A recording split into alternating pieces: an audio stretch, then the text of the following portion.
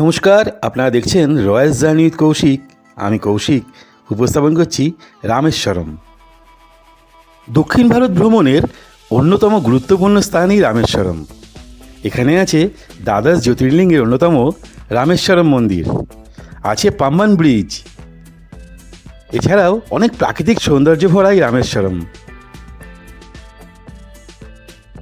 রামায়ণের বহু ধর্মীয় নিদর্শন এবং এপিজে আব্দুল কালাম সাহেবের স্মৃতি বিজড়িত এই রামেশ্বরম।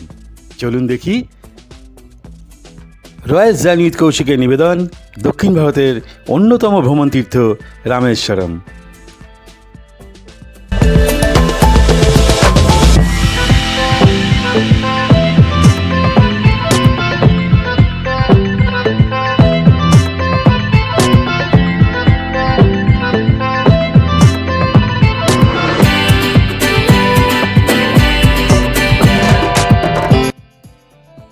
পুরনো পাম্বান রেলপথটি ক্ষতিগ্রস্ত হওয়ায় আবার নতুন করে নির্মিত হয়েছে পাম্বান রেলপথ।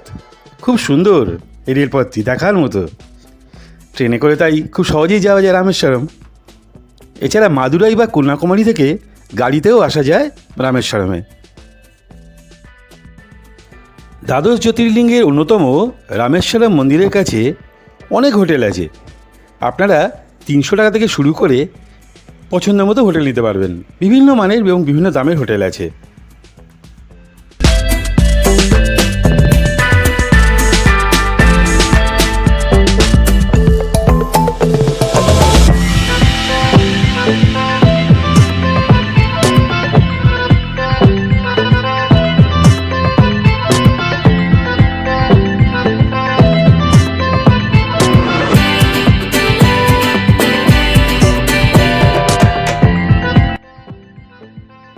রামেশ্বরম মন্দিরের কাছাকাছি আমাদের হোটেলটা ছিল।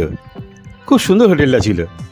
আপনারাও চেষ্টা করবেন মন্দিরে একটু কাছে থাকতে, তাহলে সকাল সন্ধ্যে দুবেলা অন্তত যেতে পারবেন খুব ভালোভাবে। রামেশ্বরম যেহেতু একটি ধর্মীয় স্থান, তাই এখানে নিরামিষ খাবারই পাওয়া যায়, সর্বভারতীয় খাবার পাওয়া যায়। তাই খাওয়া নিয়ে এখানে কোনো চিন্তা নেই, প্রচুর হোটেল আছে।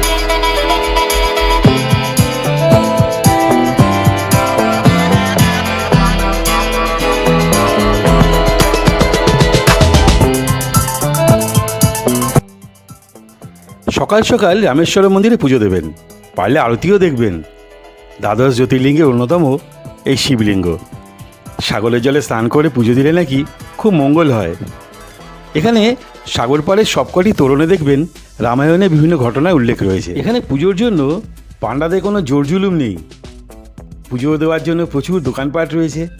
আপনারা ইচ্ছা মতো পুজো দিতে পারেন অথবা দর্শনও করতে পারেন। আর বিভিন্ন সাইট সিন তো রয়েছে। আর অবশ্যই ধনুষকোটি যাবেন, আর এপিজে আব্দুল কালাম সাহেবের বাড়িটা অবশ্যই দেখে নেবেন, পাম্বান ব্রিজের খুব কাছে।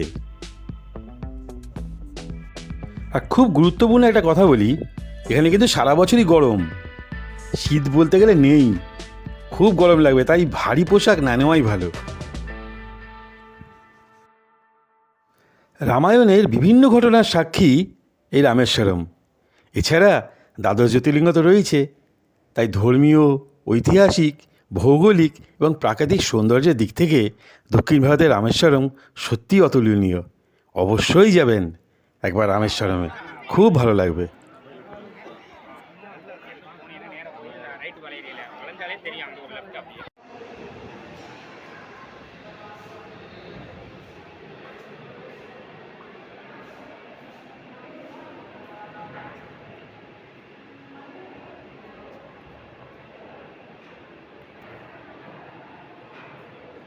চেষ্টা করলাম রামেশ্বরমের বিভিন্ন তথ্য তুলে ধরার।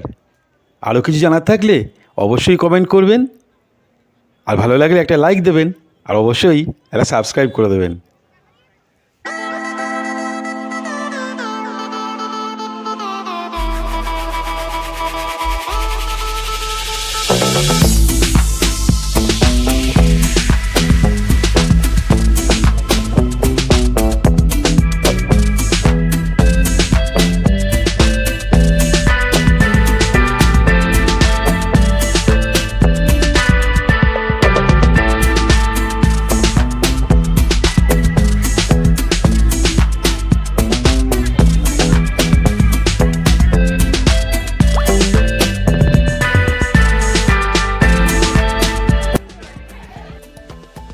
নিন এবার হাত জোর করুন আর মনে মনে বলুন হর হর মহাদেব, হর হর মহাদেব।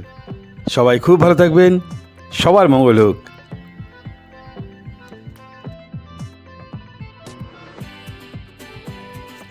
রামেশ্বরমের অন্যতম আকর্ষণ ধনুষকোটি।